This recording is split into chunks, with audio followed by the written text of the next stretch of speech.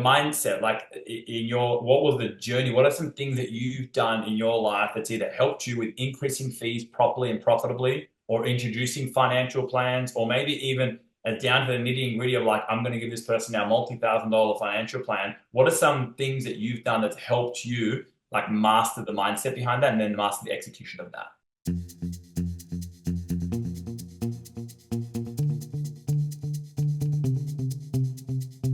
Hello, and welcome to Build Your Remarkable Practice podcast. This podcast is dedicated to chiropractors who are in the seasons of launching and building their practice. Join myself, Dr. Lona, and my co-host, Dr. Bobby, as we have conversations each week as it relates to building the practice of your dreams.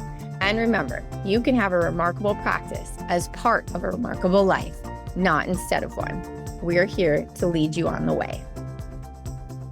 What's up, team? Welcome back to the Build Your Remarkable Practice podcast with the amazing Dr. Lona Cook and myself, Dr. Bobby Lajasvik.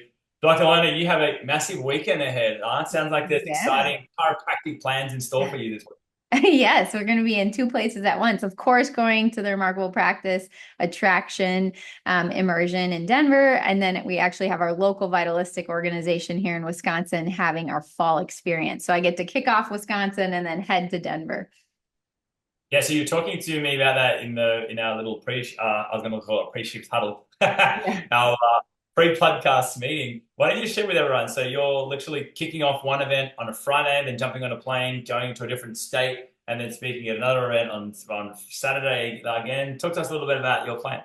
Yes. Yep. I am going down to have our board meeting, which is always kind of a celebration at this time in Wisconsin, which our organization formed maybe, oh gosh, now it's probably 14 years ago when, thank God we formed when we did, because they tried to introduce drugs into the scope of our profession here in Wisconsin. And so we were formed as two organizations, and obviously the Vitalistic organization has done a ton of work to like hold the line for chiropractic. And I believe we're the growing and energized organization in Wisconsin. We've done a lot of work in the last 14 years. So it's like my chiropractic local family there.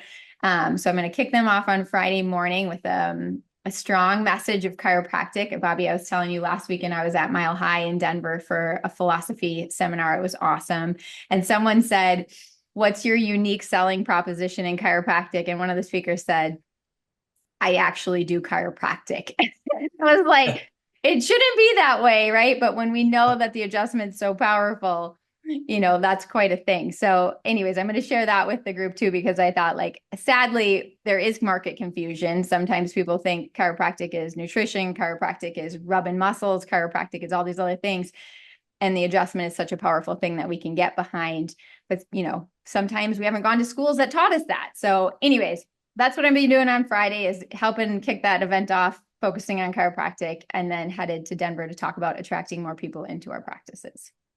That's amazing. I love it. I know that you've been super busy with getting out and spreading the message and helping people, whether it's on podcasts, whether it's on live events. So thank you to you. We all love you and appreciate you for it.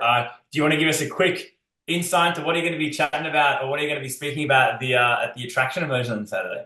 Yes, I have the breakout that's on networking and how we're creating relationships to build our outreach in our community. So of course, with the school-based practice, it was all built on relationships. So I'm going to talk about how did we, foster those relationships, build trust, and then obviously have an end goal down the road that was a lot bigger than we probably could have imagined when we began, because it formed a whole second practice that happened out in our community. So I'm going to talk about how we built that.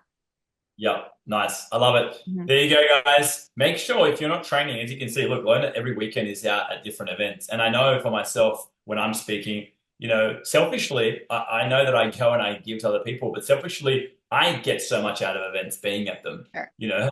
So by default, I get to these amazing, awesome events that I speak at, and I learn so much. And it really is one of the ways that it re-energizes me, it keeps me dipped. So if you're listening to this and you haven't been to an event in a while, maybe that could be your homework, one of your bits of homework on the back of today, which is actually get to some live events, get to an immersion of ours, get training, guys. I guarantee you'll walk away from it and you'll thank me. And that brings me to another point, because today we're going to talk about an important topic. We're going to be talking about money mindset in practice, specifically financial plans, and how to really nail financial plans inside of your office, but how do you nail the mindset behind financial plans first inside of your office? But it really brings me to something that has been a lot on my heart, dear to my heart, probably the last couple of weeks, that I want to share with all our listeners on today's podcast as well. And that is this. Um, I look at success and growth as effectively a two-step process, and people often miss the second step, right? It's actually a three-step process. You break down step number one into two components. The three-step process is this.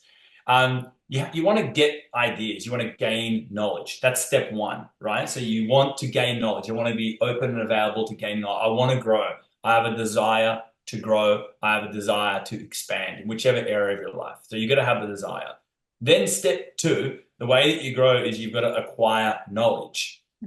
So probably right now, if you're listening to this podcast, you're on this because you're wanting to acquire knowledge. And that's amazing. I love you for that. That means we share a core value. Okay. Because I have a core value around learning, progression, and development equally. I love listening to podcasts. I listen to this podcast. I listen when it comes out. It's on Friday morning when I drive into the office on Friday morning. I listen to this podcast. And let me tell you, I take notes. All right. So I listen to Lona, okay, but I listen to myself. But the point is, step two is you got to acquire knowledge. That's how you start to have epiphanies. That's how you start to have breakthroughs. And I'm assuming if you're listening to this, you have those epiphanies, you have those breakthroughs, which is why you continue to tune back in. But step three is where a lot of people don't kind of execute. And step three is where a lot of go sideways. And that's actually implement and action the knowledge.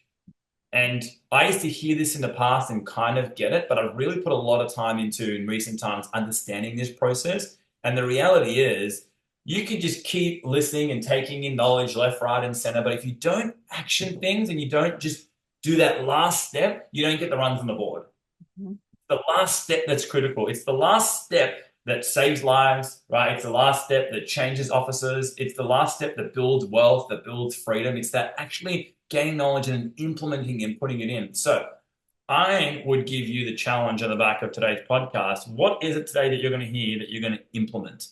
Because speed of implementation is one of the keys to success. Because if you lose the opportunity of the moment, okay, you might not get the opportunity again for months, dare I say, years. You'll listen to the next episode or the next podcast or read the next book, right? And next thing you know, that key bit of information is gone or it's been delayed in a massive amount. Right? Well, have you experienced that as well? That last step of implementation is where so many people get separated. For sure. And especially in this season where you're building, your ability to implement and organize your practice is so key, and your team.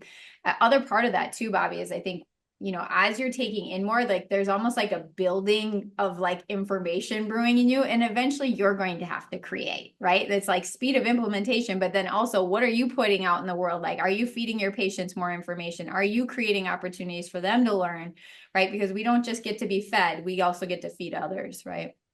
Yep, exactly. So I just wanted to mention that, guys, because we're going to be talking about financial care plans on today's episode. And I want to make sure that you implement what you're going to hear today, because this is an absolute key fundamental of growing a practice profitably and successfully, and that is setting up true proper financial plans. So, Lona, why don't I hand it over to you? Take us through your journey. We are talking about this before, and I'll share mine in a few minutes' time as well. But we'd love to hear your journey in practice. So rewind to Lona has just graduated chiropractic school. She's a bubbling chiropractor, waiting to get into practice to serve her first people.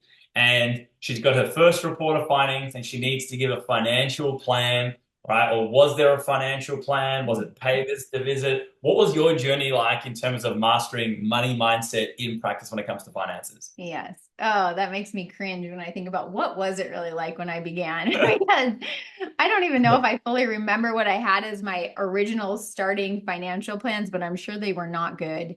And the good news is, you guys, when you care, it can heal a lot of wounds for people. But if you could learn how to do it better right from the get-go, that would be fantastic, right? So for everybody. So I think I knew, I grew up in chiropractic, so I never was under the assumption that this was like a one and done, or you only come when, you hurt. So likely my headspace was right around, like, I knew I had to tell people something, and I needed to explain some of the finances along with the woman that was my first CA, but I'm sure it was still train wrecky if I think back. But when I really think about some of the things that stand out in my mind from 14, 15 years ago, I remember there being a spot probably somewhere in my first year where I was at a seminar. So what Bobby said earlier, when he's like, get places, get around other chiropractors, where just through osmosis, you're going to learn how to speak about what you do better, how to like craft what you're doing better. And in this seminar or wherever I was, someone said, if your family member was referred into your own office and you didn't tell them the truth about, how long it was going to take, how much it was going to cost, like, would you be upset about that? Like if someone just said, oh, just come back when you feel better, or come back, one at a time, right? Would that be a disservice? And I knew that would to be true, right? Like chiropractic isn't a one and done thing. This is a journey we're taking people on. It's a process. And I realized I'm not telling people the truth about the time it's going to take. Because at the time, I think it was maybe only going like week to week or month, like 1 month at a time.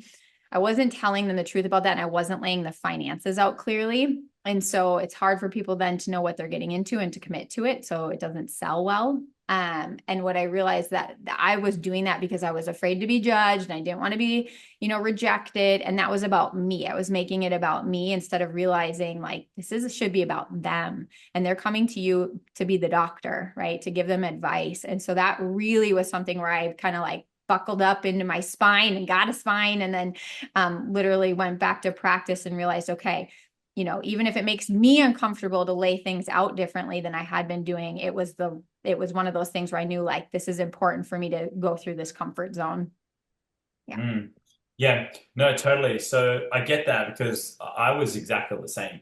Um, you know, my first report of findings, when I think back to them, I didn't even talk about finance. I just gave a care plan, which I think the care plan was once a week for 3 weeks. And even the care plan was based on what I think that person could have, it was a balance between what they looked like they could afford, what they kind of needed, what I kind of think that they may have needed, what I kind of think that they would go for, right? Like if, I gave a little bit too much, they wouldn't go for that. So it was this like balance of all of these things that came into the mix. And I would give the recommendation of the schedule, but no recommendation of finances at all. And then really what I was doing is rolling a hand grenade down to the front desk.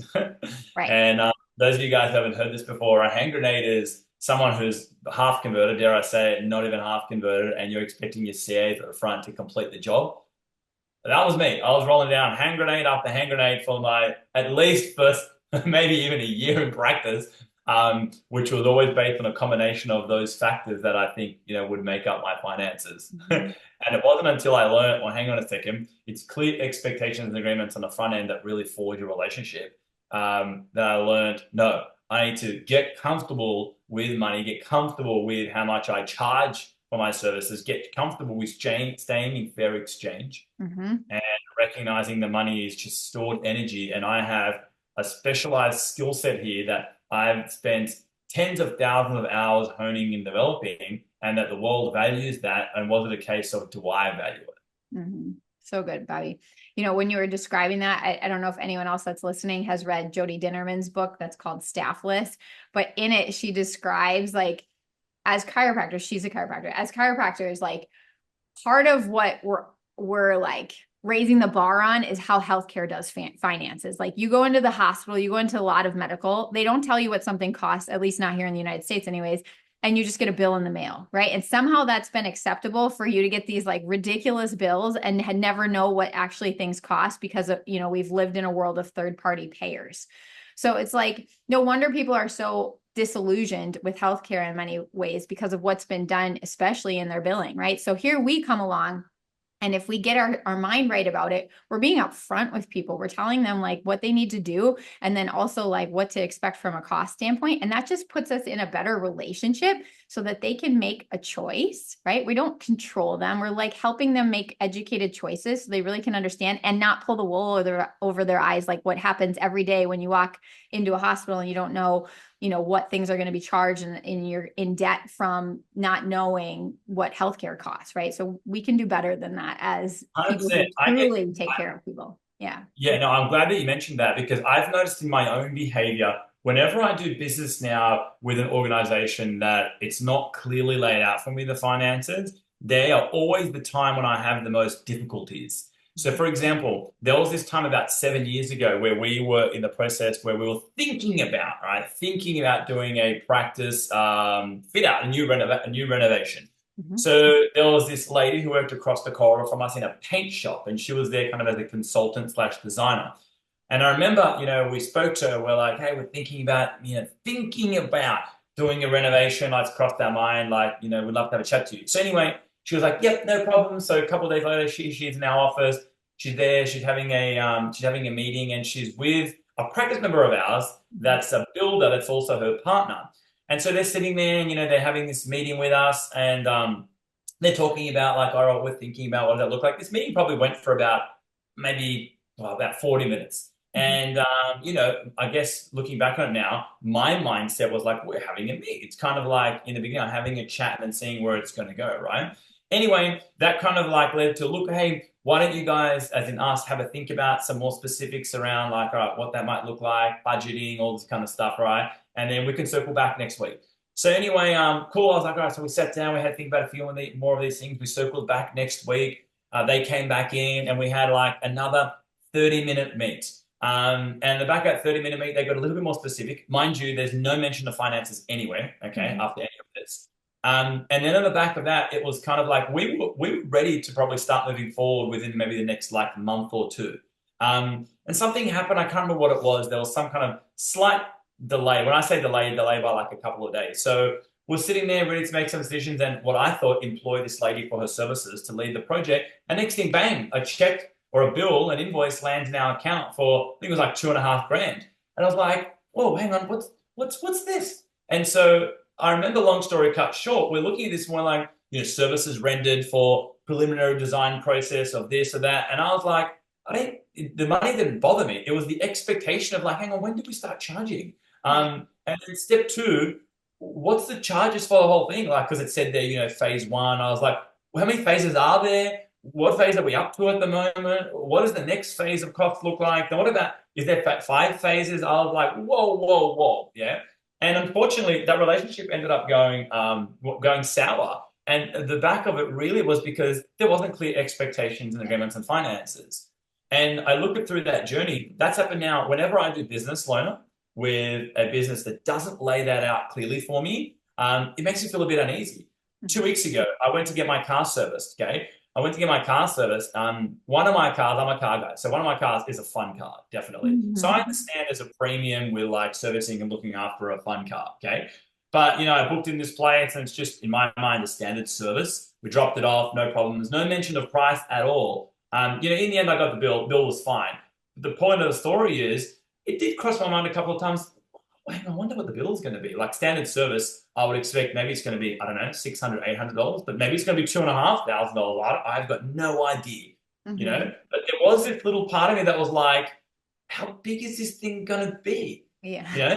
And it got me thinking about practice members in practice, right? They're probably thinking, what's the end of this care? How much am I going to spend? Like I've already spent now 800. Am I going to spend 1,000? A grand and a half, 2 grand? And then they start in their mind judging what a large amount is, rather than if you just handle that on the front end, and they actually can fully immerse in the experience and therefore get better outcomes in being your office. So true. And I think this is where hopefully the rest of healthcare goes down the road too, as we have more transparency here. So we just get to lead the curve there and therefore run better businesses. Yep, exactly. So if you're listening to this call today, you might be someone who's in launch or build season of practice. Maybe you're trying to like get your care plans or your financial plan set up. How much should we charge for an adjustment? What's the right amount to charge, right? Maybe you're in scale. And I know like when I look at scale conversations, you guys all aren't doing fee increases properly. You're either not doing them or you're going up by $3, $4. And let me just share this story with you. In 2019, a service that cost $70. So somebody that was charging $70 for anything in 2019, today in 2024, to have the same amount of profitability, that service needs to cost $102. Hmm. Think about that for a second.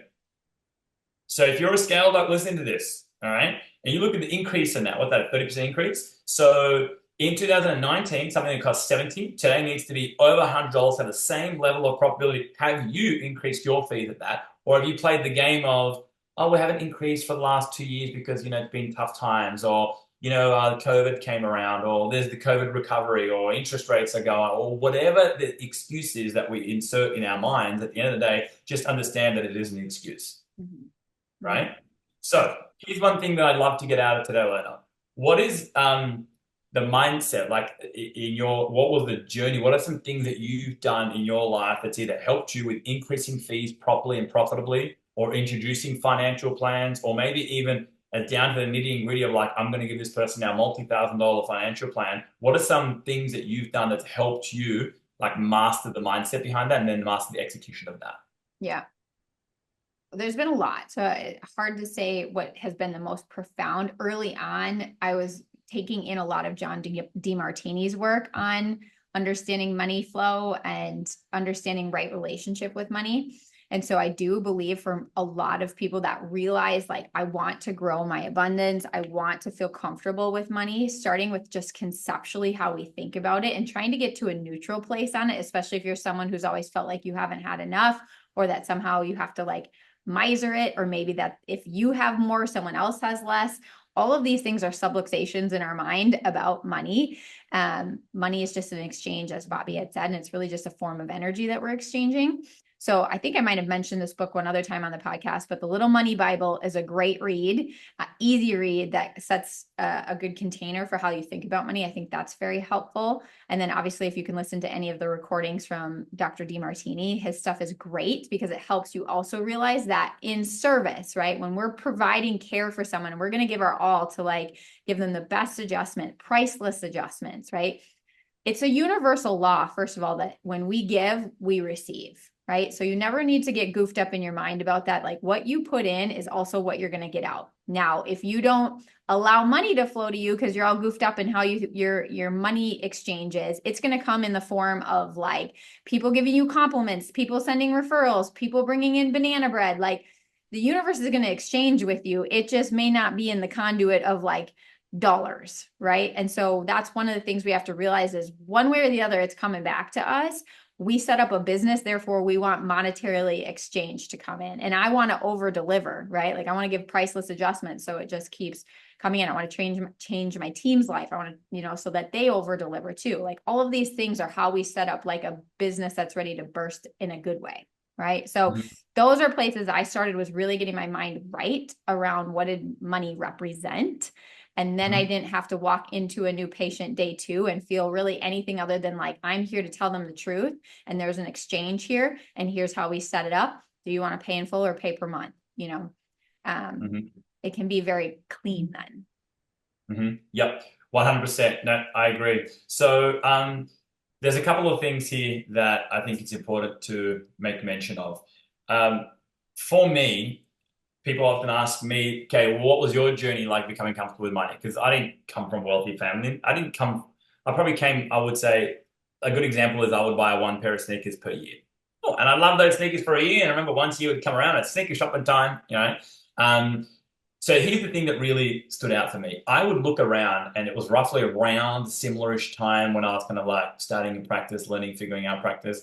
And everywhere that I would go, it was kind of like this funny thing would occur to me later. I'd be getting an invoice of like $3, $4, $5,000. I'd go to the accountant, a few $1,000s. I would go. I mean, we were planning a wedding. Probably a couple of years after I graduated, but we're planning a wedding. $5 grand, $5 grand, $6 grand, $7 grand, $7 grand. Everything was like $5 grand minimum. I'm thinking in my head, where are the $200, $300 invoices? When what happened to those? I thought there was a lot of those when I was young. Where 300 bucks invoices. Everything's $5 grand. I started to recognize professional service of any kind. It's $5 grand minimum, right? And then I remember I even had like a small, what to me was a small car accident. It wasn't a car accident. My mum was in my car at the bottom of my driveway, and I was in my granddad's car, right? And he was coming down her. So it was my fault, but our driveway was very steep. So I would reverse out, and I've done it a million times. So when you reverse out of your driveway, pay attention next time because you might reverse faster than what you should be. And so I started to reverse out, and by the time I kind of looked in the mirror, bang, I see my mum's there, and she had this really low car, right? It was my car. It was like low sports car. And like, bang, I hit the back of the car. Not with much force. I'm talking like 10 kilometers an hour. So I don't know what that is in miles, roughly about 6 miles an hour.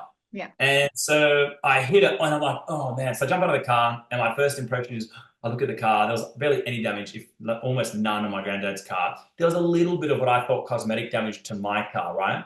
So anyway, I take it to the panel beaters, and what's the expense for the panel beater? It was like 2.5 grand, right? And I was like, what? 2.5 grand. Anyway, I shut up when I paid it because, I had to. And when I looked at it, I was like, okay, well, there's a professional person. Even though I was like, I'm not dissing panel beaters here, but my mindset around it was like, well, how much study you have to do to be a panel beater? It's like, how many hours is it going to take you? But I don't know, a few hours, it's 2.5 grand. But my impression going to a panel beater was it's going to be $500, maybe $600. So it was like I had multiple things at once. I don't know where the universe is giving me these 5 grand, 5 grand, 5 grand, 5 grand minimum everywhere, and before I recognized and realized, well, professional services, okay, for something that you dedicate your life to is going to cost more than a few $100. Or at that stage, I wasn't even thinking of hundreds of dollars. I was thinking of $65, $65, $65, trying to make it as cheap as possible. And hopefully, if they just pay 65 every time, they won't actually recognize that it adds up to a few grand. In fact, I myself didn't even want to recognize that it added up to a few grand. That was big right there. Yeah. Right. And you So let really, alone like the heartache that how do you quantify when somebody reverses something that was going to brew into a much bigger thing in their life, like the money saved, right? Like you cannot convince me at this point, like chiropractic is like the best deal on the planet for what it does for you in your sense of like what could be possible in your body versus what yep, trajectory you're on without it. yep, 100%. And if you want an exercise to employ to help you just master your mindset around money, go and just have a look at how much would the world, the market charges for things now that we're in. Okay. I just go and have a look and I go, I'm looking at my desk right now. There's a MacBook Air here. That's $2,000 MacBook Air. I want an iMac here. It's about 5 grand for the iBook Mac, right? I'm looking around at different things. I look at fuel prices. I remember fuel prices used to be 80 cents a dollar not long ago. Now they're $2.45 here in my part of the world where I am. I've used the example of cigarettes before. I remember I used to buy them for my granddad when I was a youngster.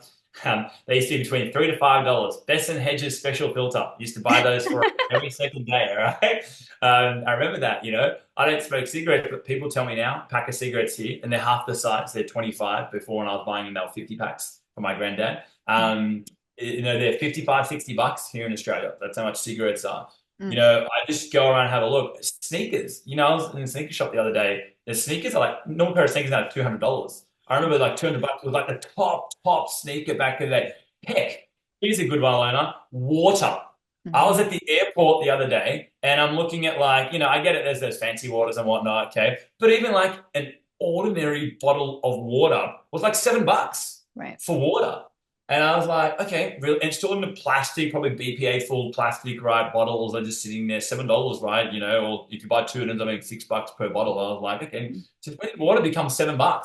And I'm not complaining, but I use it as an example to just further reinforce in my mind that chiropractic is the greatest gift to man, and you need to believe that, understand that. It's absolutely the greatest gift to healthcare, and what you charge for it is absolutely priceless. But you've got to understand that in your mind, because what you'll realize then is when you understand that you save lives. And that's a question I ask. I had a meeting with a team member a little while ago who had just started in the office, was doing 90 days, and he was talking about he's actually studying chiropractic, and he was talking about how he thought chiropractic was something different to what he's actually seeing now and how he loves it. And the question that I asked him, and this is the question I ask everyone, is very simple. Do you believe that chiropractic saves lives? It's a simple yes or no answer. It's not a, well, yes, but, or no, mate. It's a yes or a no. Do you believe that chiropractic saves lives? Do you believe that you save lives? Yes or no? Because if the answer to that question is no, you're going to find it hard to justify your price. And you're going to find it hard to justify increasing your price. The answer to that is yes, then what the care that you give is actually priceless. However, in saying that, we want to make sure that your financial plans are set up in a way that, number one, they're profitable. They have to be profitable, because if something is not profitable, you're not going to be coming from a state of abundance. They're not going to be getting this best version of you. Okay. And a business that's healthy, that's functioning with a low profit margin is not a healthy business. And if we're in healthcare, we should understand we're in health. So your business needs to be healthy, and it's only going to be healthy if you master the money mindset and your care plans are priced appropriately. And then you can have the option. Do you want to pay in full and discount is this much? Do you want to have a monthly auto droger and discount is this much? Which one works better for you? Mm-hmm. So good, I Bobby. just my little 2 minute rant, but I just had No, to I'm with you. get out And if you've listened to this and you're like, I don't know that I would answer that question as, yes, I do believe that, right? Like if that's you listening, like how do you increase that, right? You get around the chiropractors who you can feel their conviction and certainty and honestly, like wear your mentor's clothing for a while, right? Like we build certainty by watching others who tell the stories of conviction, who see the miracles happening. And maybe you haven't seen it yet. So you ask them like, well, where did you go? Which seminars did you go to? How did you get to this point that you have conviction in the power of giving the chiropractic adjustments and what that means for turning someone's life on? It's like, this is the work, you guys, to like build the practice you dream about. Is like, you must own it so that it's in your DNA, and then it's going to come out through your conviction, your certainty when you're presenting this. And then that's how the patients can access, all these remarkable things that are available when we're clinically certain that we can deliver on it too. and let me tell you what I did. Because for me, Lona, if you'd asked me that question earlier on in my career, my answer would have been no. Mm-hmm. My answer would have been no, I don't think we save lives, but I think we make lives a lot better, help people get functioning better and comfortable better. But like, do we directly save them? No, that would have been me. Okay. 100%. But let me tell you what was a big learning for me. Okay. And this is what I want to probably leave you guys as I'm concerned with today. Um, there was somebody that once taught me expect a miracle, right? But that you'll only see them if you're looking for them. And they're happening right underneath your nose. You probably don't realize it if you're not looking for it. But when you start looking for it, you'll see it all around you, everywhere. Mm-hmm. And you might be listening to this and you might be serving 10 people this week. I would guarantee that there's miracles happening. If I came into your office and I asked people and I really asked them the tough questions that maybe you're unwilling to ask, the tough questions like, so Lona, how have you been feeling since being under Matt's care? And, oh, I've been feeling great. I would ask the tough questions. Lona, tell me which part of your life have you noticed has been substantially transformed since being here? Tell me, Lona, how have you found your relationship with your boys has been since being under care? Hey, how's your spouse found that you're different since being under care? What about your team and your business? Have they noticed the change in you since being under care, right? These are the tough questions. So a big thing that I did, and here's what I recommend that you do. Here's the action step. Survey your people and ask them. So good. Yes. I used to be afraid to ask them because I wouldn't either know what answer that I would get, or I might get a superficial high level answer. So not only survey them, survey and ask them and ask the deeper, tougher questions. And I guarantee you that you will see miracles are happening inside of your office. And then receive it, right? We're so quick to brush it by the wayside. Like, of course their headaches are gone. That's what I thought would happen. It's like, that's a major thing for someone who's had headaches all the time, right? These things we just get almost like rote about them because we expect it to happen once we get rooted in chiropractic. So don't lose the like playfulness of like hearing what people say. Yep. I nailed it. So there you go, team. There is your action step and homework for today. Okay. If you're listening to this, go and survey your people and ask them. If you're a scale DC, survey your people and ask them. In fact, create a testimonials project out of it because you'll be amazed at the responses people give you and then ask them, hey, Lona, do you mind if we document this? We're doing our Better, Stronger, Healthier project. We'd love to document this, take a picture or get a video from you. It really helps us help more people, okay, and get the message out so we can help more people be healthy. And you will see when people start saying no problems. And watch when they do that process, some of the stuff that comes out of them. It'll transform your mindset around what you're doing in your office, and it will transform your mindset around the value that you're delivering to people inside of your office. And if you haven't lifted your fees up, remember, $70 in 2019, over $100 today. Just let that sink in, okay? Thank you. Len, any final thoughts before we jump? No, I'm taking that, what you just said there, back to my team because I hadn't realized it was that big of a hike. So thank you. Yep. There you go. All right, team, if you guys enjoyed today's episode, please give us a 5-star review. We really appreciate your 5-star review. Leave us your comments, team. We love reading your comments. We appreciate all the love. And if you're someone that's listening to this, please subscribe and follow so you get your weekly notifications when we release these. We want to make sure that you guys are loving it. And if there's any special requests that you have, Lona and I are more than happy to dig deep on those topics. So until next time, we'll see you guys next week. Be remarkable and have a fantastic day. Lona, enjoy all your speaking and immersions on the weekend. You're going to knock it out of the park. Thank you. See you soon, Bobby. See you soon. Thanks for listening to this episode of Build Your Remarkable Practice podcast. Remember, what the world needs now is chiropractic, and what chiropractic needs now is more successful chiropractors. If you like the podcast, please subscribe, share with your friends, and leave us a review. And if you'd like to connect with us personally, please click the links in the show notes to schedule a call.